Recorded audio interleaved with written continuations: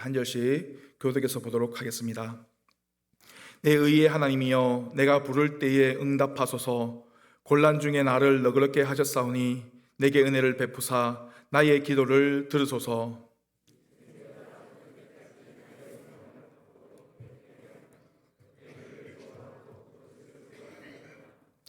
여호와께서 자기를 위하여 경건한 자를 택하신 줄 너희가 알지어다. 내가 그를 부를 때에 여호와께서 들으시로다.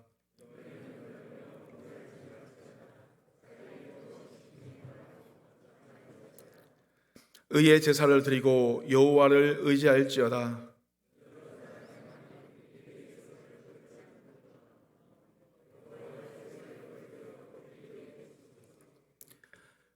주께서 내 마음에 두신 기쁨은 그들의 곡식과 새 포도주가 풍성할 때보다 더하니이다. 내가 평안히 눕고 자기도 하리니 나를 안전히 살게 하시는 이는 오직 여호와이시니이다. 아멘. 오늘 우리가 함께 읽은 이 시편 4편의 말씀을 언뜻 보면 참 이해하기가 어려운 시처럼 보입니다. 1절 말씀을 읽어보면 타는 시와 같습니다. 시는 고통 중에 있는 것이 분명합니다. 또 잠잘 수 없는 상황에 처해 있으며 억압과 고통을 당하고 있습니다. 힘과 권력으로 이 시인을 너무나 괴롭히고 무너뜨리려고 합니다. 그래서 시인은 이 하나님께 부르짖을 수밖에 없었던 것입니다. 내 의의 하나님이여, 내가 부를 때에 응답하소서. 곤란 중에 나를 너그럽게 하셨사오니 내게 은혜를 베푸사 나의 기도를 들으소서. 그런데 이 시인의 기도를 잘 살펴보면 자신의 기도에 응답해 달라거나 들어달라는 호소는 여기서 끝나고 더 이상 언급되지가 않습니다. 시인은 울부짖거나 현재 상황을 해결해 달라고 떼를 쓰지도 호소하지도 않습니다.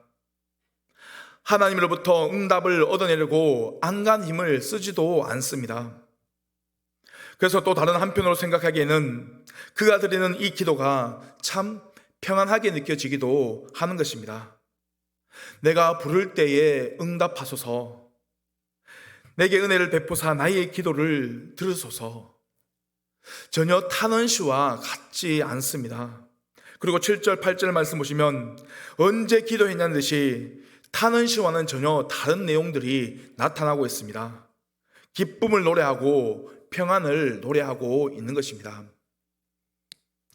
시는 오늘 말씀에서 큰 기쁨을 말하고 있습니다. 그런데 이 기쁨은 곡식과 새 포도주가 풍성할 때보다 더 큰 기쁨이라고 그렇게 이야기를 합니다. 바로 하나님이 주신 기쁨을 말하는 것입니다. 하나님이 주신 기쁨은 그런 것과는 전혀 비교할 수 없다라고 말합니다. 아직 상황이 평안하지도 않고 안전하지도 않습니다. 그런데 평안히 누워 자기도 하고 안전한 것처럼 살기도 한다는 것입니다.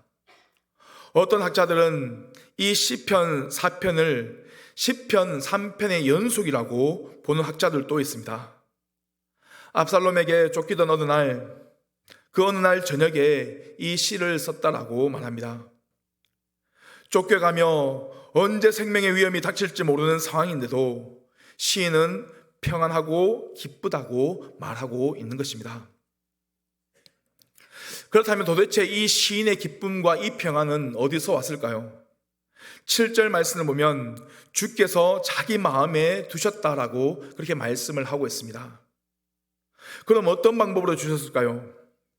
오늘 본문에서는 그 이유를 찾기가 쉽지 않습니다. 그러나 1절 말씀의 내용을 주의 깊게 보면 이 시인이 하나님께 담대하게 기도할 수 있는 근거가 나옵니다. 곤란 중에 나를 너그럽게 하셨사오니. 이 구절은 시편 4편에 나타난 유일한 과거의 경험입니다. 시인은 과거에 경험한 하나님의 은혜를 의지해서 지금 이 시간 내가 하나님께 기도하오니 그때처럼 나에게 은혜를 베푸셔서 나의 기도를 들어달라고 호소하고 있는 것입니다. 여기에서 곤란이란 말은 좁은 공간에 답답하게 갇혀있는 상태를 이야기합니다. 얼마나 숨이 막히고 답답했으면 이런 단어를 썼겠습니까? 그런데 하나님은 그것을 너그럽게 해 주셨다라고 말씀을 하고 있습니다. 전적으로 하나님에 의해서 이루어진 일이기에 시인은 현재도 그 기쁨을 누리고 있으며 앞으로도 변함없이 그 기쁨을 누릴 것이라고 말씀을 하고 있습니다. 즉 고통과 환난 가운데 내가 지금 지내고 있지만 하나님을 의지하고 내가 지금 기도하였으니 그러한 상황 가운데서 하나님을 내가 인격적으로 만났다라고 고백하고 있는 것입니다. 그리고 그는 그런 반복적인 경험을 하면서 마음이 변했습니다. 오직 하나님 한 분만으로 만족하고 기뻐하는 믿음의 사람으로 변해 갔다는 것입니다. 이런 하나님의 경험은 그의 인생을 완전히 바꾸어 놓았습니다. 그 기쁨은 곡식과 새 포도주가 풍성할 때와는 비교가 되지 않습니다. 농사 짓는 분들은 이 수확의 기쁨이 얼마나 큰 기쁨인지 잘 알 수 있을 것입니다. 그러나 시인은 하나님을 만나서 얻는 그 기쁨을 그런 것과 비교하는 것조차 부끄럽다라고 말을 하고 있는 것입니다. 곡식과 새 포도주가 풍성할 때 느끼는 기쁨은 소유에서 오는 기쁨입니다. 이 소유에서 오는 기쁨으로 사는 사람은 아직까지 자기 중심적인 그런 신앙생활을 하는 사람들입니다. 그러나 시인은 지금 하나님이라는 위대한 존재로부터 오는 기쁨을 말하고 있습니다. 하나님으로부터 오는 기쁨은 하나님 중심적으로 사는 사람에게 주어지는 은혜인 것입니다. 어느 날 갑자기 나도 모르게 마음의 기쁨이 솟아나기 시작하는 것입니다. 세상의 그 어떤 것으로도 그 무엇으로도 함몰시킬 수 없는 그 기쁨이 내 속에서 자꾸 솟아나는 것입니다. 이런 하나님을 경험하고 하나님이 주시는 평안과 기쁨으로 사는 사람은 이렇게 외칠 수 있습니다. 내 의의 하나님이여, 내 의의 하나님이여. 내 의의 하나님이란 것은 나를 의롭게 여겨주시는 하나님, 또는 나를 인정해 주시는 하나님, 그런 뜻을 가지고 있습니다. 하나님께서 나의 변호자가 되어 주신다는 것입니다. 나의 변호자가 되시는 하나님, 끝까지 내 편이 되어 주시는 하나님이시라는 그런 말입니다. 나를 큰 고통에서 해방시켜 주신 하나님, 나를 의롭다고 여겨주시는 하나님이 나와 함께 계십니다. 내가 구하는 것의 성취 여부는 이제는 아무 상관이 없습니다. 나와 함께 계시기에, 하나님 나와 함께 계시기에 기쁨이 넘쳐나는 것입니다. 평안한 것입니다. 그래서 담대하게 기도할 수도 있는 것입니다. 어떤 어려움과 고통 속에서도 자신만만한 것입니다. 이런 사람들은 곡식과 새 포도주와 같은 소유에 얽매이지 않는 것입니다. 하나님과 함께하는 사람들은 이 하나님을 자랑하며 살아갑니다. 그렇기 때문에 2절 말씀에서 시인은 자기를 대적하는 자들에게 경고를 날립니다. 그러면서도 은근히 하나님을 자랑하고 있습니다. 인생들아, 어느 때까지 나의 영광을 바꾸어 욕되게 하며 헛된 일을 좋아하고 거짓을 꾸미려는가? 시인은 여기서 자기의 상태를 나의 영광이라고 말합니다. 나의 영광은 하나님께서 주신 그 영광을 말하는 것입니다. 하나님이 주신 나의 영광을 끌어내리려 한들 그것이 무너지겠느냐고 반문하고 있는 것입니다. 또 3절 말씀에서도 또 자기를 하나님의 선택한 경건한 자라고 말을 합니다. 하나님께서 내가 기도하면 들어주시는데 너희들이 나를 더럽힐 수 있겠느냐라고 반문을 하고 있는 것입니다. 아무리 힘과 권력을 가지고 자신을 괴롭히고 억압하고 꺾으려고 하지만 그들의 뜻대로 쉽게 되지 않는다는 것입니다. 하나님이 나를 아시고 하나님이 내 편인 이상 나를 깎아내릴 수도 없고 헛수고하는 것이라고 말하는 것입니다.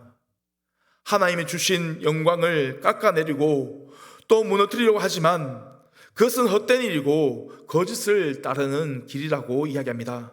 그러니 그 길을 떠나라고 이야기합니다. 헛된 일을 중단하라고 말을 하고 있는 것입니다. 그리고는 이렇게 말합니다. 지금 우리가 쫓기고 압박을 당하지만 분노하지도 말라, 죄 짓지도 말라, 잠자리 누워서 깊이 반성하면서 잠잠하라. 그러면서도 바른 예배를 드리고 주님만 의지하라라고 이야기를 합니다. 어느 때이든지 평안하라라고 그렇게 이야기를 하고 있습니다. 아우구스티누스의 고백록을 보면 이런 글이 있습니다. 무슨 통증이 그리 쉽게 가실 수 있었는지요. 내 주 나의 하나님이여, 내가 고백하오니 나는 놀랐나이다. 이는 그와 같은 통증은 내가 어려서부터 한 번도 겪어보지 못한 것이었나이다. 내가 나의 옛사람을 죽여 당신께 제물로 바치던 그곳, 내가 당신께 소망을 두고 나의 새로운 삶에 대해 묵상하기 시작한 그것에서 나는 당신의 기쁨을 맛보기 시작했으니 이는 당신이 내 마음에 기쁨을 주셨음이니이다. 아우구스티누스는 자신의 통증이 사라짐을 통하여서 기쁨을 맛보기 시작했고 내 마음에 기쁨을 두셨다라고 그렇게 고백을 하고 있습니다. 그러나 어떤 환경과 어떠한 조건에서도 기뻐할 수 있어야 그것이 진정한 기쁨이라고 할 수 있습니다. 환경과 조건을 초월할 수 있는 기쁨, 이것은 오직 하나님과의 사귐 안에서 누릴 수 있는 기쁨인 것입니다. 우리가 살아가면서 이 시인과 같이 하나님과 진정한 사귐으로 살아가고 있다면 누가 우리를 해할 수가 있겠습니까? 어떤 상황을 만나도 두렵지 않을 것입니다. 우리가 하나님과 거리가 가까우면 가까울수록 하나님의 영광에 우리는 더 충만할 것이고 그만큼 우리는 더 많이 평안을 누리게 되는 것입니다. 걱정, 근심은 사라지고 기쁨, 행복을 누리게 되는 것입니다. 오늘 시인은 이렇게 노래합니다. 주께서 내 마음에 두신 기쁨은 그들의 곡식과 새 포도주가 풍성할 때보다 더하니이다. 그래서 내가 평안히 눕고 자기도 하리니라고 고백합니다. 특히 고난 중에서 편히 쉴 수 있는 이유는 나의 사는 날 동안 주님께서 그렇게 해주실 것임을 확신하고 있기 때문입니다. 우리 성도님들에게 묻고 싶습니다. 예수의 것을 통해 주신 하나님의 기쁨이 우리 성도님들의 가슴을 지배하고 있습니까?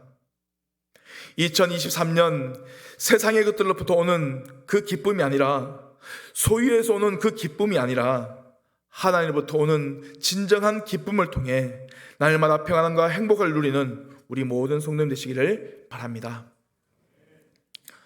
거룩하신 하나님 아버지, 우리가 세상과 소유에서 오는 기쁨을 누리기보다는 주님께서 내 마음에 두신 기쁨으로 살아 어떠한 형편에서든지 자족하고 기쁨을 누리는 우리의 삶이 되게 인도하여 주옵소서. 감사드리며 예수님의 이름으로 기도드립니다. 아멘.